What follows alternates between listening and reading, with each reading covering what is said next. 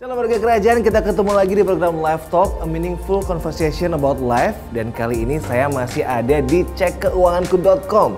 Tentu saja kalau ada di sini artinya kita masih dalam seri Melek Finansial. Dan episode kali ini adalah melanjutkan episode yang sebelumnya mengenai wealth creation. Dan di episode kali ini kita akan ngomongin banyak tentang double income. Seseru apa dan bagaimana sebenarnya double income itu harus dilakukan dalam hidup kita? Tungguin terus, ikutin terus, tonton terus full videonya hanya di program Live Talk, a meaningful conversation about life.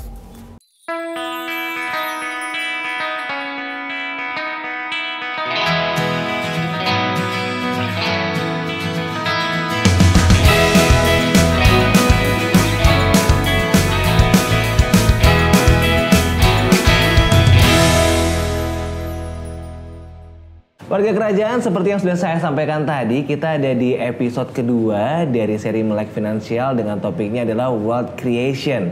Dan seperti yang saya bilang minggu lalu, kita akan banyak fokus ngobrol tentang kerja sampingan untuk mendapatkan income yang lebih besar atau istilahnya double income. Dan sekarang sudah bersama dengan saya, yaitu Bapak Rudianto Wibisono, founder dari cekkeuanganku.com yang juga merupakan seorang certified life coach dan juga seorang certified NLP internasional. Halo. Halo. Shalom Mbak. Halo. Wow, seger banget ya kalau udah ngomongin yang double gitu kan ya.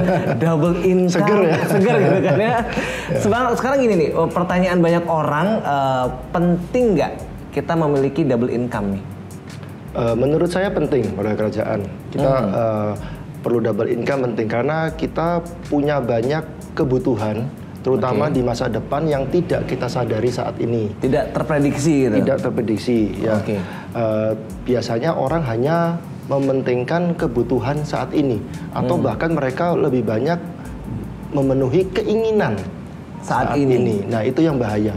Nah, yang paling penting adalah kebutuhannya dulu. Kita fokus pada kebutuhan. Nah, double income itu penting menurut saya karena biasanya di zaman sekarang gaji yang mereka terima setiap bulan itu habis untuk kebutuhan-kebutuhan sehari-hari. Nah, bagaimana dengan kebutuhan masa depan? Nah, maka mereka perlulah mencari double income itu. Sebutannya double income. Double income. Double income ya. Tapi banyak juga yang berpikir bahwa ketika kita pengen punya double income, which is artinya haruskah kita punya double job? Haruskah kita punya kerja sampingan? Nah, ini yang salah.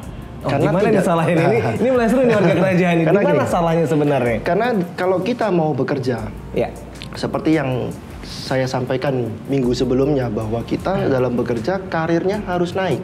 Ya, kalau kita tidak fokus, kita nggak mungkin bisa jadi karyawan yang star itu. Betul. Nah, kalau kita fokus, maka kita bisa jadi karyawan star.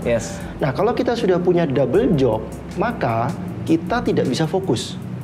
Fokus kita akan terpecah. Nah, banyak orang mengatakan, oh saya bisa melakukannya di luar jam kerja saya. Tapi kita perlu ingat bahwa waktu kita dikasih Tuhan hanya 24 jam. Limit ya? Limit, 24 jam. Ya, 8 jam istirahat, 8 jam bekerja, dan 8 jam untuk keluarga. Ya, untuk rekreasi, rileks dan sebagainya. Kalau pada saat kita menggunakan waktu 8 jam yang istirahat dengan keluarga itu untuk bekerja juga, berarti kita mengorbankan waktu itu. Pasti ada yang kita korbankan. Hubungan kita dengan keluarga, kesehatan kita, dan sebagainya. Pada saat kita kembali bekerja pada esok harinya, apakah kita masih bisa fresh? Kita nggak optimal ya, kita optimal lagi, gitu benar. Ya, akhirnya kita juga nggak optimal. Nggak tahu waktu tidurnya yang kita kurangin, atau waktu buat keluarga yang kita kurangin. Terus bagaimana kita bisa memiliki double income tanpa melakukan double job? Nah, seru nih. Jadi begini, double income itu ada banyak hal ya. Kalau saya sama teman-teman pada umumnya, kebanyakan mereka juga masih ngerokok. Nah, saya bicara begini sama mereka. Begitu kamu berhenti merokok aja, itu sama dengan kamu punya tambahan uang 500 sampai 600 ribu per bulan. Berhenti ngerokok aja ya? Iya. Tambahannya aja. Uang ini kita bisa investkan. Gampang-gampangannya kita beli logam mulia. Ya, kita invest komitmen logam mulia 1 bulan 1 gram. 1 gram ya? 1 gram. Itu kalau kita kumpulkan 5 tahun, itu lumayan loh. Wow. Ya. ya itu berarti sudah dapat 60 gram. Harganya pasti naik ya? 60 gram. Nah, apalagi harganya naik terus. Kayak kemarin ini dari 500 berapa naik jadi 700. Berarti kan dapat income tambahan sudah. Wow. Benar ya?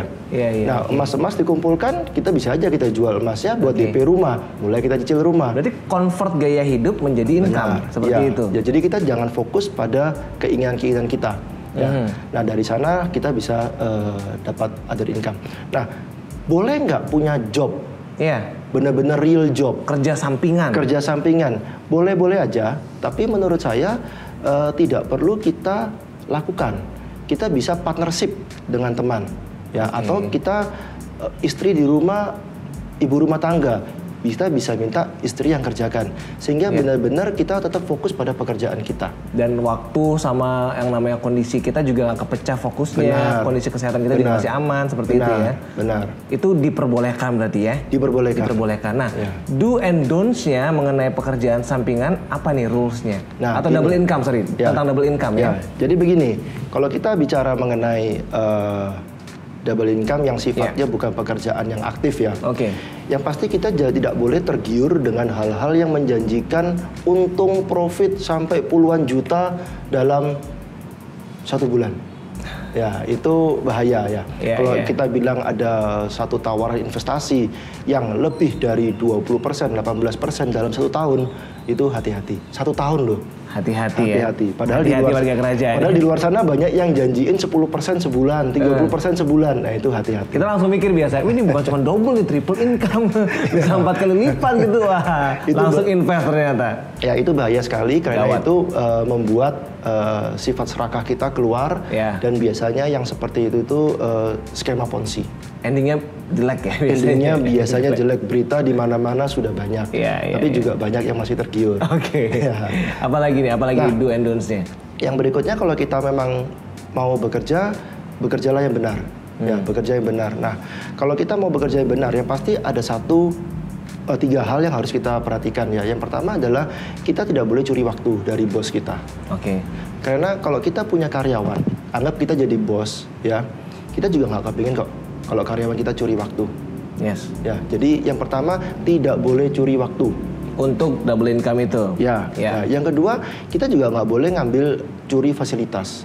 Curi fasilitas ini banyak ya, curi data dari kantor, menggunakan perlengkapan kantor, ya kayak komputer kantor. Ini tidak boleh karena itu adalah punya bos perusahaan, punya kantor ya. Nah, yang ketiga tentunya tidak boleh curi benda. Tidak boleh curi benda. Atau uang. Itu yang real. Nah, tapi biasanya pada umumnya orang-orang berpikir bahwa saya pokoknya tidak curi uang, tidak curi benda. Ya, padahal kita curi waktu. Sama curi fasilitas. Curi fasilitas. Untuk double income gitu kan ya. Curi waktu seperti ini. Pada waktu kita jam kerja, kita sibuk ngurusin online kita. Akhirnya pekerjaan utama kita kan keteteran. Bos kita senang nggak? Nggak senang tentunya. Ya, karena akan delay. Betul. Fasilitas juga sama, bos kita juga nggak senang. Gitu loh. Jadi 3 hal ini. Itu yang harus diperhatikan ya. Curi waktu, curi fasilitas, dan curi benda, curi uang. Ini kita nggak boleh. Sudah pasti salah, menyalahi integritas warga kerajaan ya. Nah, ini satu pertanyaan terakhir yang penting banget. Banyak orang yang ketika akhirnya punya double income dari pekerjaan sampingan, mereka suatu saat pasti akan berpikir begini, kapan waktu yang tepat untuk saya meninggalkan pekerjaan saya yang sekarang dan akhirnya sepenuh waktu untuk bekerja di pekerjaan sampingan saya yang sudah berkembang. Kapan waktunya? Gitu. Nah, jadi kalau kita perhatikan warga kerajaan itu kita lihat cerita dari Embro dan Pipo. Embro dan Pipo. Pipo ya. Ya, teman-teman warga kerajaan kalau belum tahu boleh lihat bisa di googling YouTube. Ya, di googling aja bisa lihat ya. Nah, tapi pada intinya begini. Pipo itu adalah orang yang smart. Di saat dia mengangkut ember, ya dia juga membangun jalur pipa. Mengangkut air dengan ember dan membangun jalur pipa. Nah, membangun pipa itu adalah other jobnya dia. Tapi mengangkut ember itu adalah job utamanya dia. Dia menentukan suatu periode waktu, dia membangun pipa. Begitu pipa ini jadi, akan mengalir dengan air, maka dia berhenti untuk mengangkut embernya. Nah, maka di waktu itulah dia berhenti bekerja secara aktif. Dan dia fokus pada pekerjaan kedua. Nah, sama seperti kita di dalam pekerjaan kita sehari-hari, yang perlu kita perhatikan adalah pada saat kita membangun pekerjaan job lain tadi ini, kita pastikan bahwa ini establish dulu. Pipanya tadi itu sudah benar-benar establish dulu. Ternyata kalau pipanya belum establish, bahaya. Dan banyak orang yang jatuh di kondisi seperti itu ya. Dia belum siap. Secara mental, karakter dia belum siap. Iya. Baru untung 2-3 bulan langsung dia memberanikan diri. Gitu. Itu bahaya karena kalau kita bilang tidak mudah. Tidak mudah kita dalam membangun usaha sendiri. Banyak orang yang berpikir begini, pokoknya saya punya barang, saya punya uang, saya jualan bisa. Tapi perlu kita perhatikan bahwa di dalam suatu usaha itu bukan cuma jualan. Operasionalnya, keuangannya. Ini kalau kita bahas ini panjang lebar ini, gitu loh. Cash flow-nya seperti apa, wah luar biasa deh. Ya, jadi banyak yang perlu diperhatikan. Tidak sekedar saya punya barang, saya punya uang, saya berjualan. Tidak sekedar itu. Tidak sekedar itu. Ya, banyak harus kapasitas yang kita kembangkan. Wow, ini keren banget warga kerajaan insight-nya. Jadi sekarang untuk Anda yang nonton ini langsung tahu ya, ternyata double income nggak perlu double job, dan double income itu ada do and don'ts-nya, dan juga Anda akan langsung tahu kapan waktu yang tepat untuk Anda, kalau misalnya Anda mau ini ya, keluar dari pekerjaan utama Anda dan akhirnya bisa membangun sebuah bisnis yang baru. Ada waktu-waktunya dan ada aturan-aturan mainnya. Kalau Anda masih ada pertanyaan seputar topik yang kita bahas mengenai double income, Anda bisa langsung saja tanya di kolom komentar dan juga bisa kirim email ke email ini. Nanti tim dari Live Talk akan bantu menanyakannya kepada Pak Rudi. Kita bersedia untuk jawab ya. Dan juga bisa cari tahu seputar finansial di cekkeuanganku.com. Jangan sampai lupa warga kerajaan ya. Oke, thank you banget Pak Rudi untuk waktunya. Terima kasih. Kita ketemu lain waktu lagi ngomongin tentang finansial yang seru banget seperti ini. Dan warga kerajaan jangan lupa like, komen, dan juga subscribe YouTube channel Rock Ministry TV. Sampai jumpa di episode berikutnya. Tuhan Yesus memberkati.